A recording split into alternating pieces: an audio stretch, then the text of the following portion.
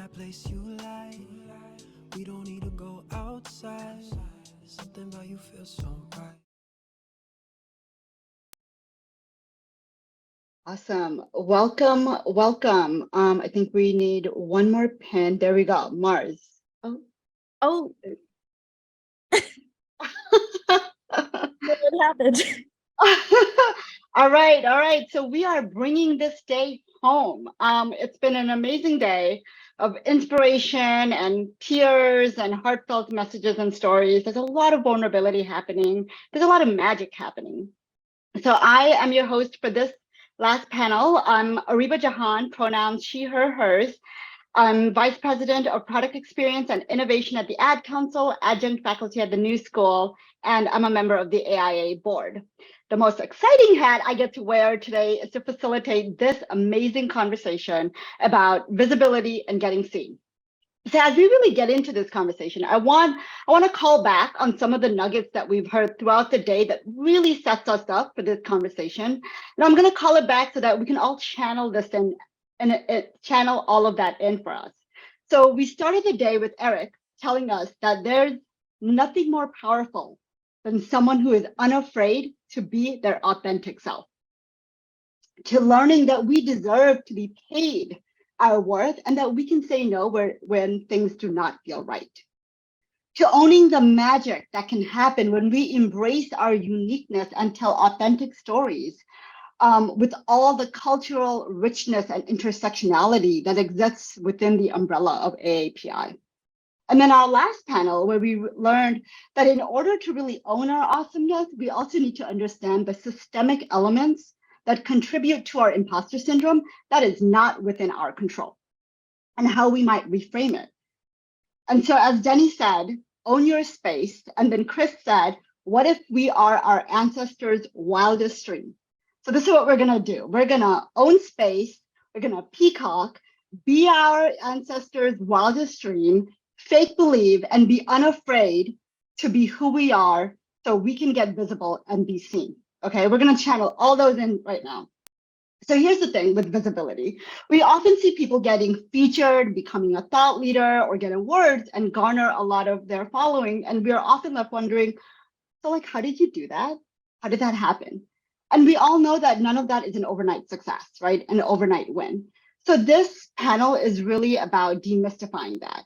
The panelists you see here, they have experience in building visibility from start to finish. So they're going to help us demystify some of this and leave you with not only inspiration, questions to reflect on, but also tactical steps so that you can start building your visibility. So the incredible humans we have on this panel are inspirational in many, many ways. But what you'll see is whether it was intentional or accidental visibility, what you'll hear is that they're really grounded in value creation and creating impact. And that is why they're here today. So with that being said, I'd love to let all my panelists introduce themselves. Let's go with names, pronouns, role, organization. I love what Sean did in the other panel of heritage, so we're going to call that in. Heritage and any other identity you want to share today. I'm going to popcorn it to Mars. I'm really digging that lipstick. Let's go. Thank you very much. Hi, I'm Mars, Nevada. I use they, them, and he, him pronouns. I'm based in Brooklyn, New York. I'm an art director at Arnold, New York, and I am very proudly Filipino American. I'm also neurodivergent, and that's just a huge part of who I am. And I'll popcorn it over to Bonnie. Thanks, Mars. I'm Bonnie Wan, and I go by she, her, and I am a partner and head of brand strategy at San Francisco ad agency, Goodby Silverstein and Partners. I'm also the creator and author of The Life Brief, a book that's going to come out this January. I'm a Chinese immigrant from Taipei, Taiwan, and I'm proud to kind of have a foot in both cultures. I'm going to popcorn it over to Lily. Awesome. Hey, folks, my name is Lily Zheng. I use they, them pronouns. I am currently based in the San Francisco Bay Area. Role. Okay, I'm a diversity, equity, and inclusion consultant at my own consulting firm, Zheng Consulting. What else to know? Let's see, I was born in Queens. I'm a second generation Chinese American. Yeah, let's start with that. Popcorn it back over to Kamal. Hi guys, I'm Komal Kapoor. I go by she, her. I am South Asian, born and raised in India, came here in my early 20s. I'm the founder of Speaker Post, which is a platform that connects educators with industry folks for guest speaking in college classrooms.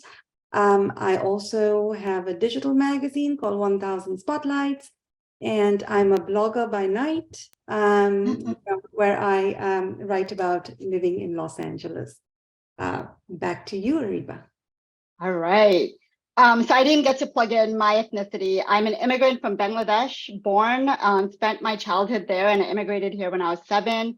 And some of the other identities I identify with is that I have a profound hearing loss that you can't tell because I have headphones on. I am disabled. So let's get into it. I think, we know that this panel is all about visibility, and you all have had your own journey into it, none of it being linear. I think a great place to start would be sharing your origin story. So let's go around and share your origin stories and how did you get started with visibility? Would love to start it off with you, Lily.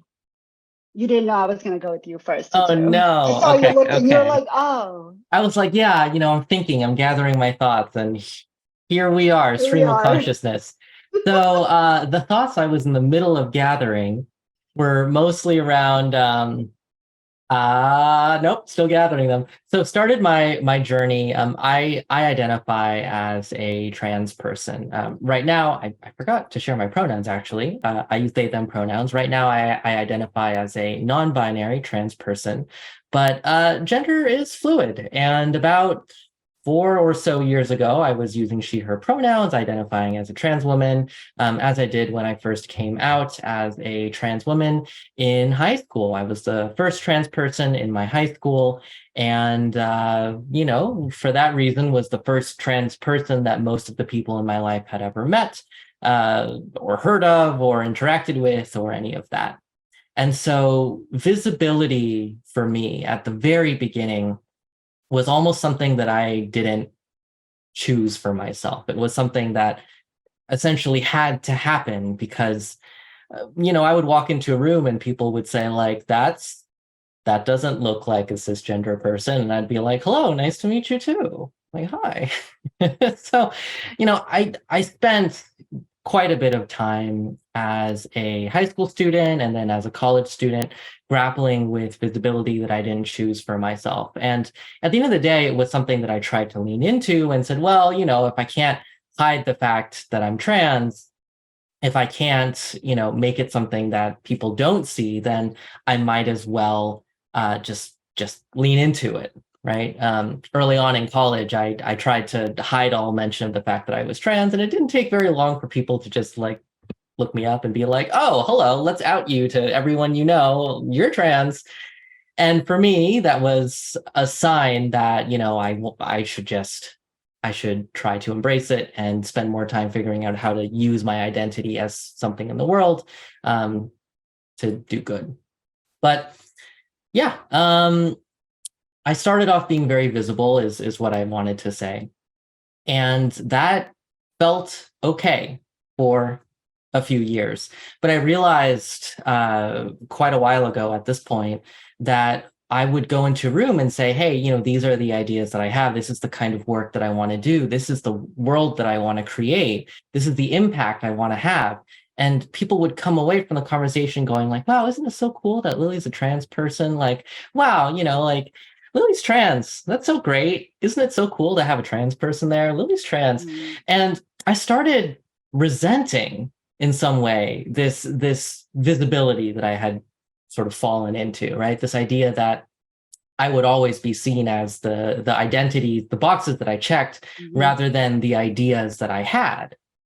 And so my journey is a journey away from visibility, right? Like away from visibility for its own sake, visibility that's centered on checking boxes, and toward what I hope, at least in the last couple of years, a visibility that's felt more authentic to what I want to do in the world and authentic to my ideas, my impact, my thoughts, my actions.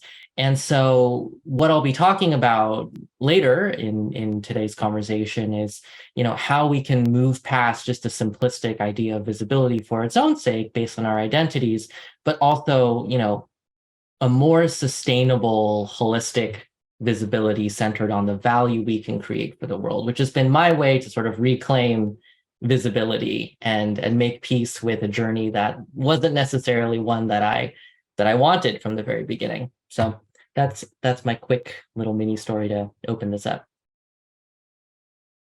How about you, Bonnie? What was your origin story into visibility? Well, I'm what I call Actually, hold on 1 second. I just want to plug. Lily wrote an incredible book called DEI Deconstructed, Your No Nonsense Guide to Doing the Work and Doing It Right. We are giving away 20 copies to random 20 people. There is a form for it. Jesselyn plugged it in. I'm sure we're going to plug it in again. Just wanted to call that out before we shift. Bonnie, sorry for that. Not a problem. And if anyone doesn't win the book, just go on and buy it. Yes. This is something we can all do to support Lily. I'm what I call a practice extrovert. When I immigrated here to the US, I was deathly shy, and I remember myself as the brown kid in the corner among a sea of white faces and blonde hair. Some brunettes in there, but I was the only one that looked like me. And, after years of casual racism and exclusion, I made a really firm decision, and I remember this on the blacktop of the playground in 8th grade, that I was no longer going to be that shy girl, the shy brown girl in the corner. And that decision really changed the trajectory of my life. And over the course of a lifetime, I really practiced pushing myself out there and making leaps in both small ways and large. So it was intentional, but like Lily, it was born out of friction, Yeah. and a feeling of a desperate need as a kid to want to belong and want to be a part of something. And over the course of that journey, it has definitely evolved and grown. And like Lily, it's no longer about being seen. It's about actually making meaningful and lasting impact and using whatever platform, stage, or spotlight to shine light on others and the things that I care about that can serve others. Thank you, Bonnie. Kamal, how about you? What's been your origin story into visibility? Okay, so there's a perception that South Asians are very good at math. Okay, and if right, and then if that South Asian happens to go to graduate school or is an engineer, oh my God, they're excellent at math. Oh. Okay, right. So here's a South Asian girl right here. Okay, went to graduate school all the way, terminal degree and everything. Suck at math. Absolutely suck at math. I'm horrible at it. Okay, so in 2007, when I started to look for jobs, and all these interview calls I got, everyone asked me questions that had to do with quant, right? Quantitative numbers, math. And I said, oh my God, I have a brand perception problem. I have a perception problem. And I just have to save my reputation. I got to do something about it. So I need to tell people who I am, what I'm good at, and it's certainly not math, right? Because people make assumptions and it's on us to fix that. And so that's my little visibility origin story. That's where it all started for me. It always starts in math. I get it. Mars, what about you? Yeah, so funny story. I basically grew up in a cult, and that we could talk about that another time, but I think it taught me that I basically can't function outside of a really tight-knit community.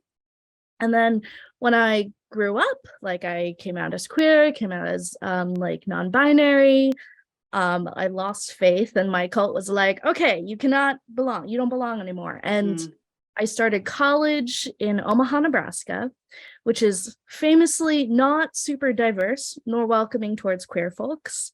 We see that playing out even in the legislative houses today. But when I started college, I, was just like desperately seeking for my next cult or my next community, right? And I found that by, I think, just desperately trying to join all the clubs, all the organizations. Like I did AIGA, I did AAF, the American Advertising Federation, I did PRSSA, the Public Relations Student Society of America.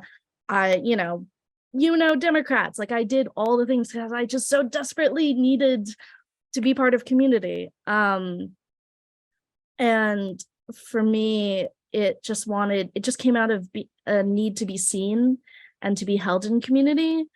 And the visibility thing almost came like accidentally because I was so indebted to these different communities. I would just say yes to stuff. Like PRSA was like, do you want to be on the DEI committee? And I was like, yes, because I feel like that's work that needs to be done. Or like the American Advertising Federation is like, do you want to judge the Addies this year? And I just said yes, because like I love them so much. So the visibility thing kind of came accidentally. But for me, it's really rooted in wanting to push things forward. And yes, Bernice just plugged the spreadsheet. I'm neurodivergent. I have a need to obsessively spreadsheetize every and any interest I have. And the like big thing for me in this industry and becoming visible is like, I just wanted a resource for students. Because I went to a school where there was like not a ton of resources, and like I would go to these award shows and like my table full of friends of color and we would win all these awards. We would be the only people of color in this giant ballroom. And so then we'd just be like, okay, time to like kick ass. And so, yeah, that's basically it.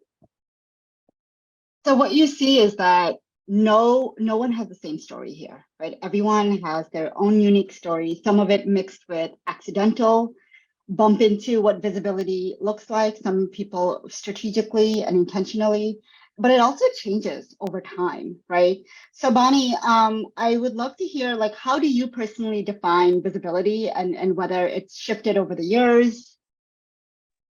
Yeah, when it started, as I said, it was all about being seen and heard and having a voice and being able to break through, because I was so used to being overlooked and underestimated, and as someone with a fiery fighting spirit, that was not okay by me. So it really started in that simple way, that fundamental way. And over time, I've learned, as I think everyone touched on here, the power of when you do get that visibility. Where are you going to aim it? Where are you going to direct people? Where are you going to shine that light? And how do you serve people? How do you use that voice in a substantive, way that creates a better outcome for the people you are engaging and connecting with? And so today it is very much about less about me, and it's more about the message, the people, the topics that are pressing, and where we have an opportunity to engage a conversation, shine a light, stir up debate, break a taboo. Can you share a little bit more about the book that you're writing? Yeah. So, this is one of my key lessons in visibility. Visibility starts with where you are and who you are. And I'm a strategist. I'm a career strategist. And my job for the last 30 plus years, sad to say, has been to help companies find meaning in their mess, right? As a strategist, it's really helping them get super, super clear about who they are so they can create and activate and innovate from that place. And so for the last 13 years, I've been doing that for people. The same tools that we use as strategists are incredible when we apply it to our own lives. So my book is really about taking the tools and the approaches that strategists use to help people write creative briefs for their lives, because the key to getting what you want starts with clarity. And that's the part we skip over first. But if you do the work and you get clear, that's when you can create that life that is uniquely yours and from a place of deep, deep heart. And so that's what I have spent, kind of my joy hustle, I call it, and my joy time. That's how I do it. Yeah, I think I love the origin story of even the book, because the book didn't start out as a book, right? The book started with like, how do you, like exactly what you said, where you were at the moment. And then slowly, not even slowly, just like it just took on a life of its own. And, and that's what I'm kind of hearing even from Mars, where you just wanted to be held by community. And then your yeses took on a life of its own. Lily, you made a nod to this earlier about like how your relationship with visibility has been reframed over time so that you can kind of reclaim it, and so that other people are not defining what visibility is for you, but you are defining it. Would love for you to like share a little bit more, because I think people in the audience, I don't know where they are in their visibility journey, but I imagine there might be many people where it's not linear, where they're questioning what their relationship is with visibility, and I think could gain some insight from you. Yeah, I'll share I'll share a bit of an abstract story first, and I promise I'll make it make sense. So back in 2012, 2013, there was a fairly little known event that trans people celebrated or marked called the Trans Day of Visibility. And the goal of TDOV, at least back in the 2010s, was to spotlight trans voices and to, really focus on the lives and experiences and stories of trans people. Back in 2012, 2013, that felt revolutionary. That it felt like putting out stories that we hadn't seen in the world into the world and getting them the recognition they wanted. Now, for anyone who's been watching the news in the last couple of years, a lot of things have happened in 10 years. And congratulations, trans people. We've got lots of visibility now. And for some reason, I don't say that in a positive way. And I think like I use this as a also like a story of like, oh my gosh, like what the hell went wrong in our country in the last 10 years, but also a story to share the fact that visibility is not a goal. It should never be the goal. Visibility is a tool, and it's always been a tool. If visibility is a hammer, you can use it to build a house, or you can use it to knock holes in your neighbor's walls. And the tool itself, visibility, doesn't care what you do with it, right? The problem that I had at the very beginning in the story that I told was I saw visibility as the end goal. I thought that if I just attained visibility, whatever that looked like, that somehow everything would end up fine. And it didn't, right? Like, spoiler alert, it didn't. And we can extrapolate, right? Like the broader trans community right now has more visibility than anyone in 2010, 2011 could have possibly imagined. And I don't necessarily think people back then would be thrilled with how things have turned out now in some ways, right? And so the thing that was instrumental for me was recognizing, if visibility is not the end all be all, if visibility is a tool to help me get to where I want to be, to help me get what I want, to help achieve what I want to achieve, what do I want to achieve? Like, what do I want to do? Who do I want to be? What impact do I want to make on the world? And unless I know those questions, visibility almost doesn't matter. I'm not at that point yet, right? I shouldn't be pursuing visibility unless I know what I want to do with it. And for me, I stumbled into knowing what I wanted to do with it because I figured out that what I was doing with it wasn't what I wanted, right? I was trying to do DEI work, and people said, like, isn't it neat that Lily's a trans person? And I was like, I think some wires got crossed here, right? Komal, to your point, right? I needed to rebrand a little bit. because I didn't want to always be in that box. Like here I was doing what I felt like was groundbreaking DEI work, and someone would say, if you want a speaker to share a sob story, like Lily's your person, and I'm like, I don't want to do that.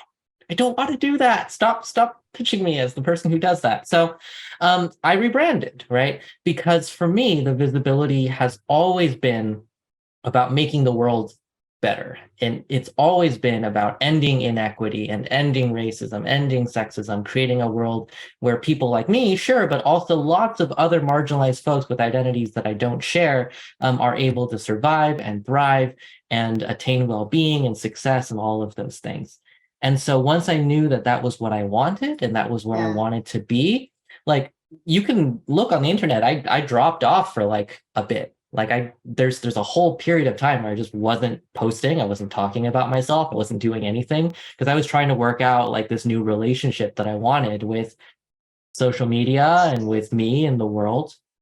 And I went back and tried to go from there. And I think I've been doing a pretty good job so far because I think at this point people say like, wow, Lily wrote this cool book on how to do DEI right. And like Lily's a queer person, a trans person, neurodivergent, Chinese American, great, awesome, good. But I've tried to create to become the kind of person that's known for the work that I do rather than just the boxes that I check. And I think I'm moving in the right direction. It's always a work in progress, right? Who knows? If you invite me back in 5 years, maybe in 5 years I'll say, hey, guess what? Decided I want to do something else, rebrand it again. And that's okay too, right? But the takeaway is that for me, visibility is the tool. That was the big realization that changed things for me. It's not the end. It's the means by which you achieve what you want to achieve. I love that story so much because like you're reminding us that like we get to own our narrative and we get to recreate that and we get to shape it. And if we need to take a pause to like get grounded and figure out what that is, the world doesn't end, right? And that's okay. And you wouldn't have known that if you weren't already trying and doing those things. And I think like at the heart of that is experimentation.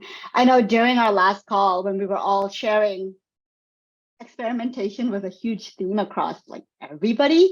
And it was really amazing to see how much you needed to experiment in order to either figure out the right thing that works, or maybe it's not the right thing, but it's the thing that you're enjoying at the moment, right?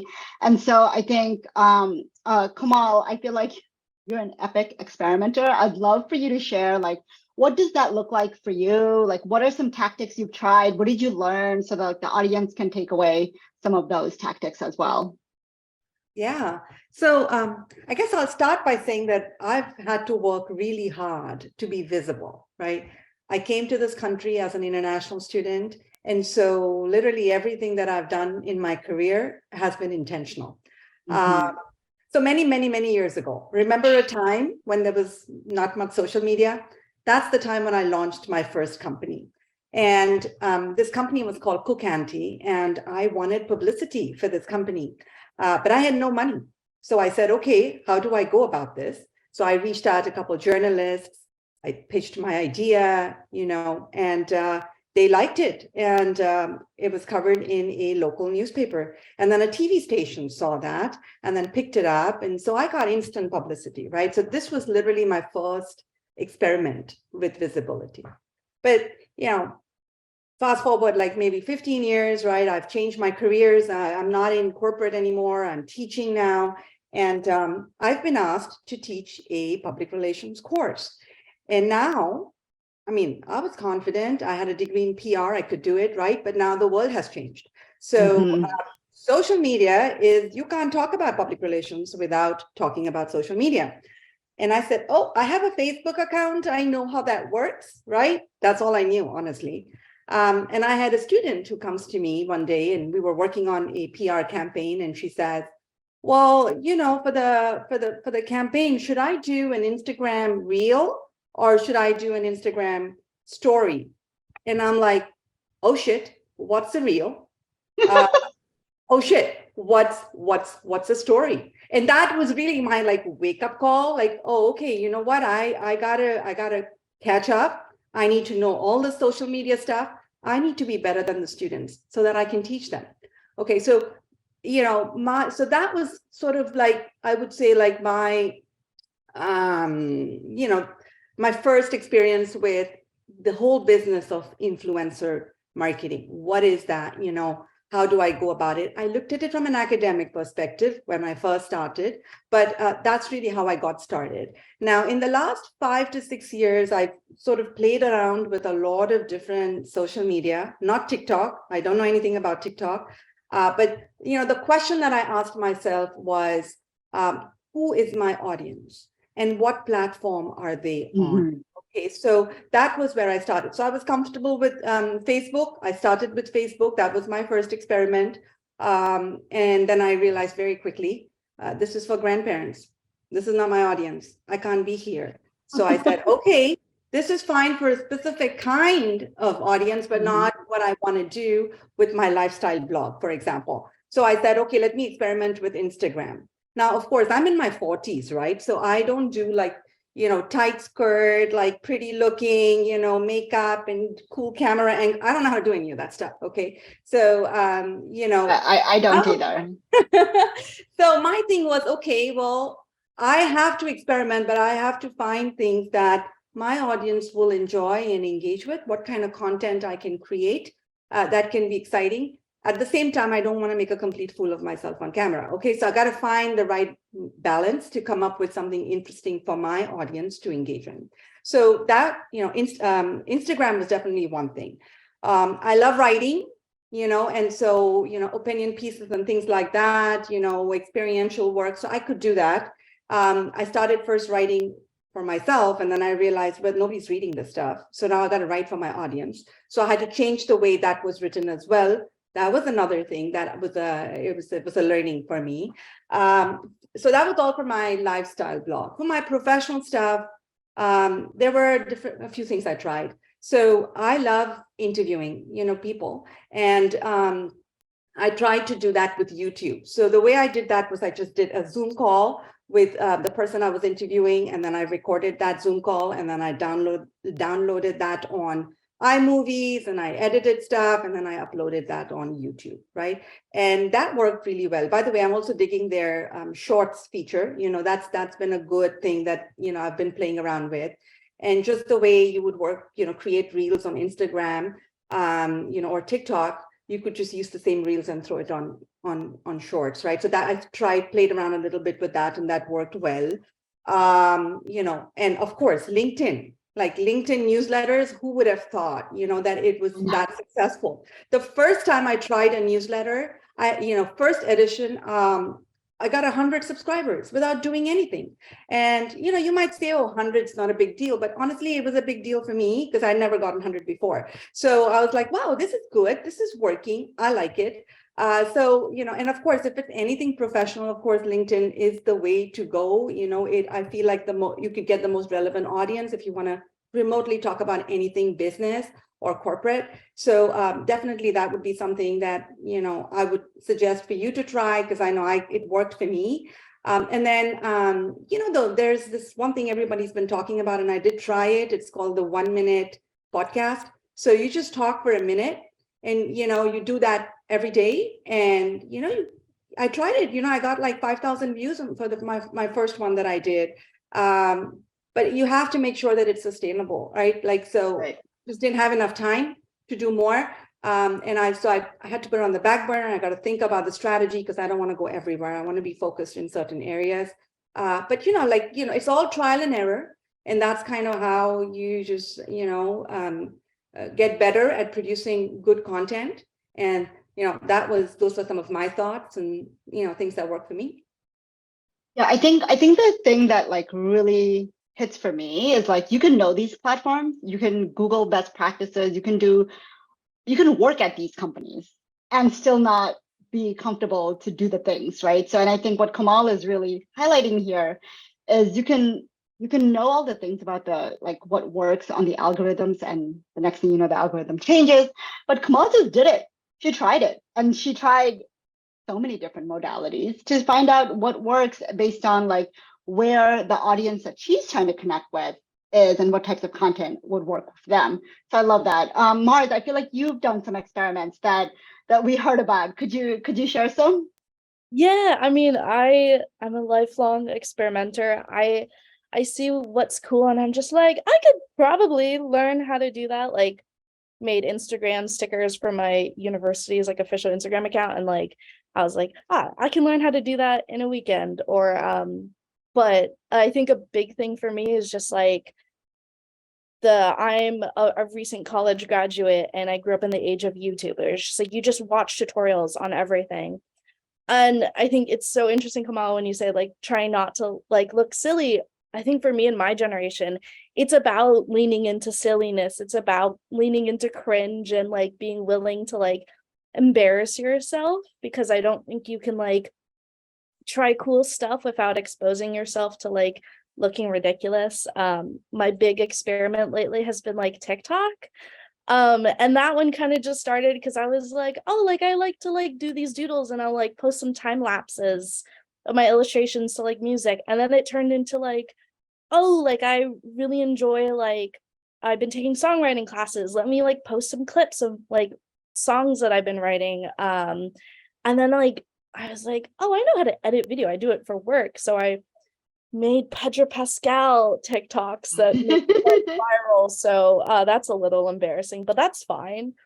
Um, and you know, these are all kind of like silly things, but I think you learn so much about it. And I learned so much about TikTok and the communities that like at work, people started saying, hey, I hear you make TikToks. Do you want to come on to this project where we're doing TikToks for this client for the first time, right? These are health wellness brands. Like they normally don't go anywhere near like non-traditional media. And I was like, I'm in, let's do it. And like the very first TikTok campaign I worked on, like we got over like 97 point or like we got millions of views on like one hashtag just because of our TikTok campaign.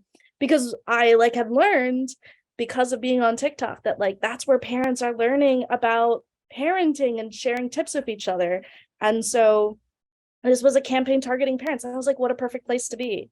So yeah, just you learn things, and even if it's kind of cringe and silly, like I love Reddit and I'm obsessed with Reddit, and I was able to take that to a client and be like, this client is, you know, serves people with depression. I was like, people with depression are sharing such honest stories on Reddit and they're talking about their like patient journeys. We should be there talking to them. And they're like, and so yeah, we are now doing stuff on Reddit. And I think it's just a really affirming way to show that if you just like say like be like, I will learn and I will be silly and I will shit post maybe, then you can learn stuff that you can then do serious stuff with.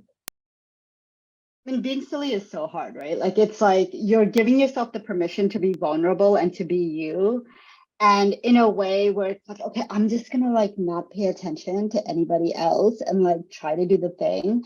And I heard this quote, I don't even know who said it. If anyone knows who said it, just let me know. But it was like, have the audacity. Just have the audacity, right? And when I first heard it, I was like, I don't want to be audacious. Then I'm like, actually, oh, I think I should be audacious. Like, what if you could be your most audacious self, right? Like we heard in the last panel, peacocking. What does that look like for us? Does that mean we could be silly and give ourselves the permission to play? And with Mars, when you became silly and played, you were able to bring that skill set to work, right? And then deliver value in a new and unique way, right? And So I yeah, go ahead. no, I was like, and I built visibility in my own company for being someone who's like knowledgeable and passionate about this stuff. So now different teams come to me and say, hey, like you're passionate about these things. And so yeah, it's like being seen in a different way, which I think is really cool. Yeah, and I think like we often separate like visibility is like for our career versus like at the job, you know, and like there's like the creator economy, and then you feel like should there be a fine line between the two? But I think we know if you become more comfortable with being visible, you can bring those skill sets within work. I'm curious if anybody else has anything else to add to this conversation around experiments. Go ahead, Bonnie. I just love the thought of Mars bring her silly, because that's something I would feel so uncomfortable doing for me. But for me, it's really easy to bring heart and vulnerability. So I think it's about experimenting with what is the truest thing to you, and not feeling the pressure to do what everyone else is doing. And I think we said this in our previous conversation about this, but following the rules of the platform or the category is wallpaper, but when you can be audacious with the part of you that is your kind of superpower, that's when you really start to break through. And I'm uncomfortable on a lot of these platforms.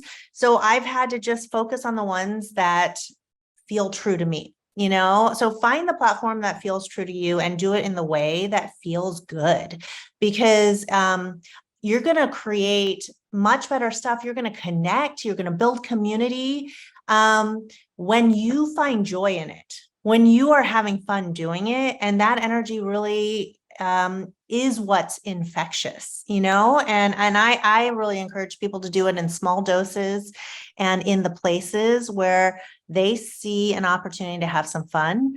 And whether it's being silly or, being extremely vulnerable or shocking or whatever, I think, and then challenging some rules along the way, I think is also good. And personally, I would rather serve 1,000 or 100 or 10 people really well than go for, the most, because I don't think it's about volume. Yeah, that's a good thing to hit on. I think sometimes when we think about visibility, we think about like the size of the following and not necessarily the impact on the individual, right? So, and I know I love, Lily, your story about like that tension point where you were like, wait a minute, course correct.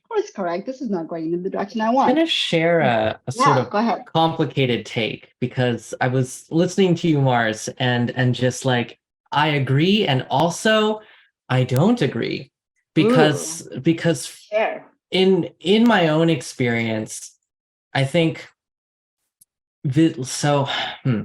authenticity, I think, is really fraught right now, especially when it comes to social media. And I think there's a really big recent trend of people saying like, no, we should embrace our authentic selves. We should bring all of ourselves to these platforms. We should try to seek visibility. We should, make sure we tell our stories, even if it's cringe, right? And so on and so forth. And I think there's power in that. So I definitely want to acknowledge that there's absolutely power in that. And also, especially with some of the folks that I'm talking to, sometimes the lack of full authenticity can be a really protective, powerful thing as well. And it gets messy when we talk about like personal brand, authenticity, visibility, and then boundaries in the same conversation. For me, it's sort of wrapped up in this idea of visibility as a tool, right? Like, so if it doesn't serve me to share everything or everything in all ways, then it almost feels more powerful for me to share less rather than more. And it's not that social media isn't getting my authentic self. It's that my authentic LinkedIn self is not my authentic home self, is not my authentic talking to my parents self, is not my authentic emailing a pissed off client self. And for me, that's a really good thing, because those boundaries help me understand, how I can tailor my message to achieve my impact in a given audience. But is each of those environments not the real me? Like, no, in fact, it's the other way around. They're all my real me. They're just different aspects of it. And so, yeah. Go ahead. Well, I was going to say, like, to the audience, right? The reason why I'm sharing this is you might not want to engage in a certain way on a certain platform. Some of that might be, oh, I think I want to do this, I'm just scared. In that case, push past it, go for it. You got this. And sometimes it might be, I don't think this is who I want to be on this platform. Right. And if that's the case, give yourself permission to not be visible in that way, right? Like be tactical about how you approach visibility rather than this all or nothing, black or white. Either I have to over disclose everything on every platform, or I talk about nothing all the time because my professional boundaries don't let me experience life, right? Like there has to be something in the middle. And I encourage everyone here to find whatever that is for themselves, right? It's complicated. It feels more complicated at least. But I think that's so key though, like healthy boundaries so that you can figure out like, what is this again? The role of visibility that you want, plus like, how do you stay grounded and not then like burn out or just like it being harder than it needs to be. Someone else started talking when I said that. Please. Oh no, I was just about to say, really, I love that you shared that hot take because it's so true. Like a bunch of my friends in college were influencers and I saw the ways that that like complicated their mental health or their personal life. I do influencer stuff. It's awful. It's really hard. And then I think also because a lot of my friends were white influencers, like I think it's so important to say, like, I very much am aware of the risks that come with being authentic at a certain level. Like, I'm very engaged in like sex education and like, you know, the more like what like straight white people think is like deviant and stuff like that. And to me, I'm aware of the risks that come with like being publicly open about that. And so I think especially for like all the young people here to think about like your dimensions of privilege and risk and, you know, all the things that, you know, Lily said. But, you know, also I think I choose to embrace that risk because for me, it's harder to contain myself in certain ways and certain platforms. But I definitely don't post any like cringy stuff on LinkedIn because I'm like, no, like, real people in my industry see that. So no. I mean, it's just we're unraveling, right? We're unraveling something that feels usually very buttoned up and like, boom, here's the feature, here's the headshot, here's the things, and you're hearing the real, you know, the unspoken stories about like how complicated and messy it gets. We're getting closer and closer to time, so I'd love to like hop to our rapid fire. I think, you know, we want to give the audience a bunch of tactics and like actionable steps to take, and you all have been doing an amazing job at sharing those. Let's talk about mindsets, right? We've in past conversations we talked about like ways of thinking and mindsets we have to have as we are leaning into visibility, experimenting into visibility. Would love to get like a rapid fire tidbits on like what's a mindset or a way of thinking you think the audience needs to embrace as they explore visibility. Bonnie, want to kick us off? Sure. I was just thinking, you know, as listening to this conversation is for me, I don't want, my mindset is stay true to me and speak when I have something I feel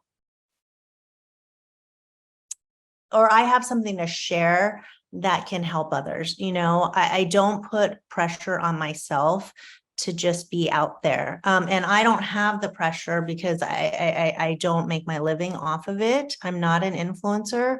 But I do, when I feel something and I feel that a conviction and often a joyful conviction about it, or even, you know, a fearful conviction about it, that's when I'm willing to push myself out there. I do like trying other platforms and experimenting and pushing my own tension. But I don't want it to own me. I don't want to be a slave to it. And I think that's when it starts to be about me. And I don't want it to be about me. I want it to be about something that a way that I can serve a wider audience and community because of what I'm saying it, how I'm saying it, or the way that I can kind of generate debate and discussion about it.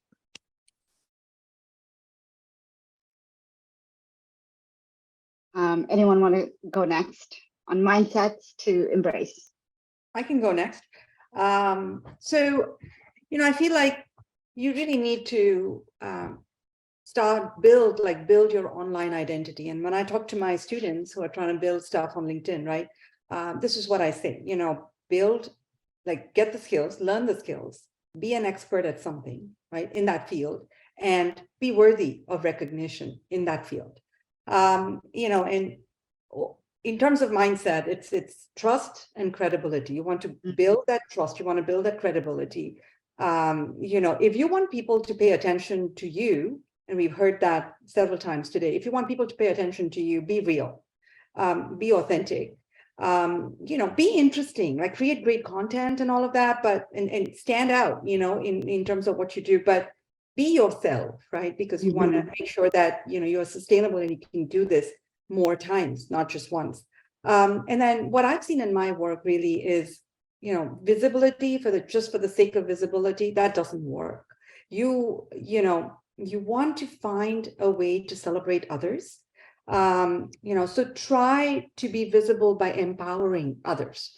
And that's what I've seen in my work, in the interviews that I do with 1,000 spotlights and things like that. You know, like mentorship, this is a two-way street, right? You help them build their brand, they will help you build yours. You celebrate them, they celebrate you. It always works. It's a partnership. It works together like that. So when you see other people doing cool stuff, I mean, of course, if you're doing cool stuff, please talk about it. Don't have to boast about it, but you can talk about it. But if somebody else is doing amazing things, you celebrate them. It adds to your credibility, and it inspires everybody else who's reading that stuff as well. So those are my 2 cents. I have a quick one, which is reverse engineer your own success. So start from a vision of you having achieved what you've achieved. And then from there, go back one step and ask what version of yourself would have to exist to be able to achieve that thing. Who's your ideal self that would achieve that thing? And then go back one step from there and say, what behaviors would that ideal self be doing?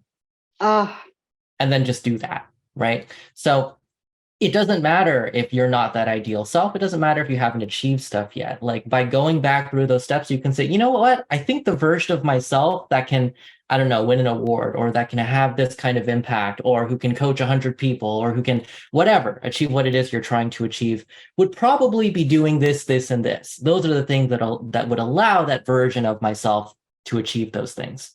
And now I have a list of what I need to be working towards, right? It's very simple. You don't have to be perfect overnight, but you just need to take the steps you need to become the person you want to be, the kind of person that would have the success that you're looking for.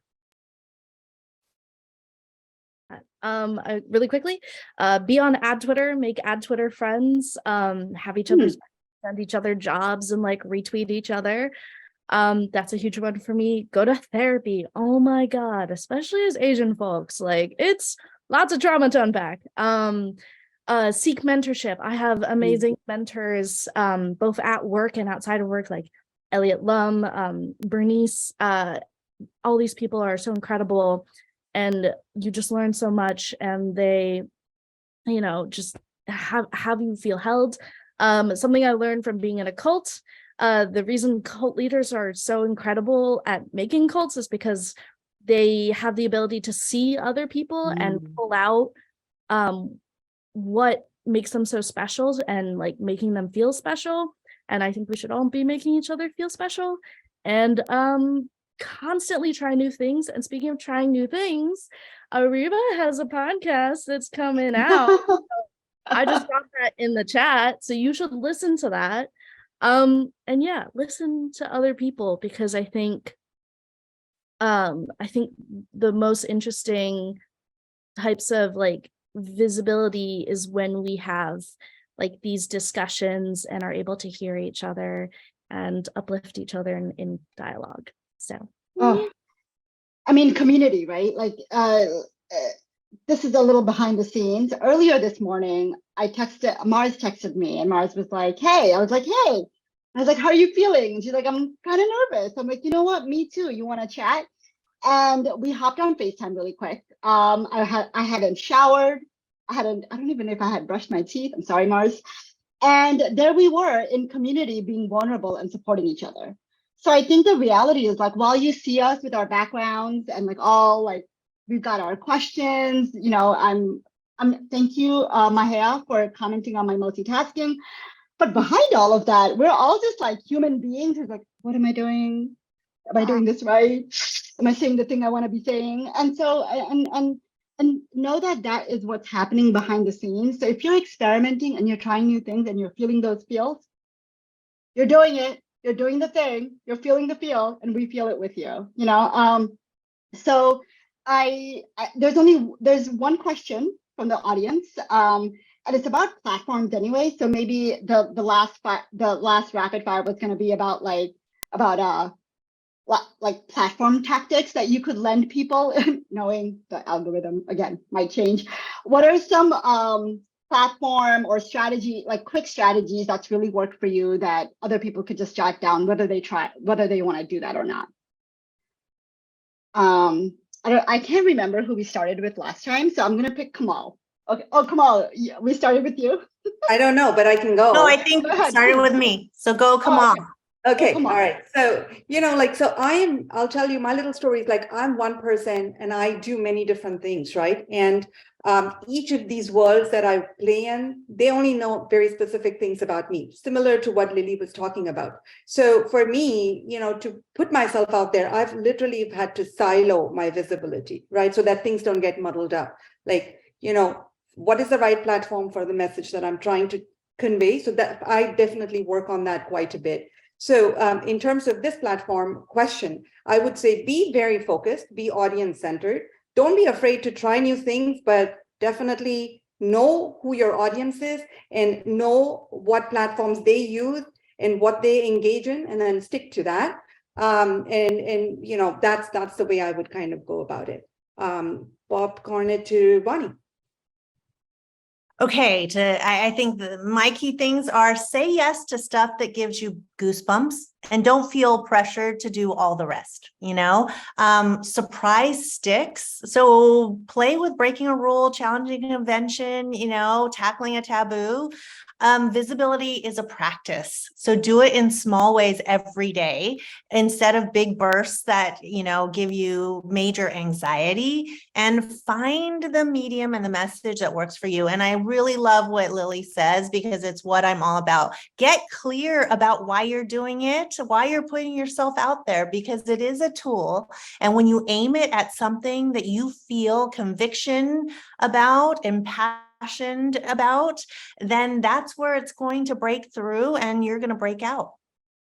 Amazing. Thank you so much. I just got the DM that I was supposed to wrap 2 minutes ago, so I am now 2 minutes over.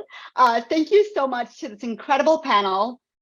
Experiment, find your relationship with visibility, go to therapy. Komal, I think you sent that DM to me. You want to send it to the whole audience. Find joy, use visibility as a tool, and all those things. Thank you so much for the vulnerability and honesty and wisdom from our panelists.